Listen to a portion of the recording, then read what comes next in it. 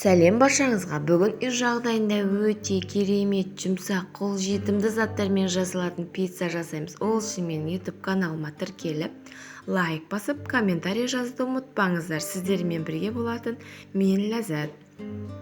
Ең алдымен қамырымызды жақсылап, қолымызды майлап, қамырымызды жайып аламыз.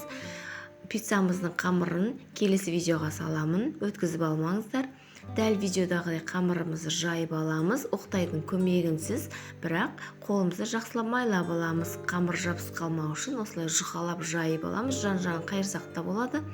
Қайтадан тапамызға жайып, астына пергамент қағаз қойып, пергамент қағаз болмаса астын жақсылап майлап, қамырымызды жұқа қылып, дәл видеодағыдай жайып аламыз. Бұның үстіне кетчуп пен майонезімізді жақсылап араластырып аламыз. Егер де кетчупымыз болмаса, томатты салсақ та болады. Мен дәл қазір томатпен жасап жатырмын, өйткені мен кетчупым болмағандықтан томат пен майонез араластырып, жақсылап осылай жағып аламын. Бұның үстіне колбасамызды майдалап, турап саламыз. Мен шіле майда турамадым, сәл ірілеу қылып салдым. Маған осы өте ыңғайлы, өте дәмді болады жегенге де. Оның үстіне помидор, яғни қызанағымызды жақсылап осылай дәл колбаса сияқты ірілеу қылып турап салдым. Бұның үстіне азғана сырымызды, күштен түскен азғана сырымызды салып аламыз. Алдын ала пешімізді қыздырып, 180 градусқа 5 минутқа салып аламыз.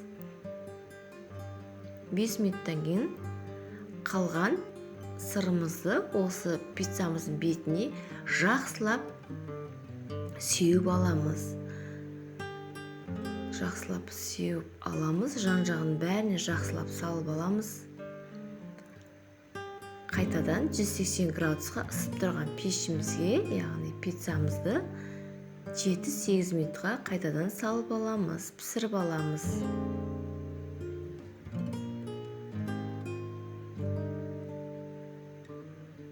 Біздің пиццамыз дайын болды. Өте дәмді, керемет пицца болып шықты. Өте жұмсақ болды. Қолжетімді заттармен жасалатын, өте аз затпен жасалатын пицца. Сіздер де жасап көріңіздер. Сіздерге де ұнайды деген сенімдемін. Егер де сіздерге ұнап жатса, лайк басып, комментарий жазуды ұмытпаңыздар. Балдардың өте сүйіп жейтін пиццасының бірі болды. Сіздермен бірге болған мен Ләззат. Сау болыңыздар.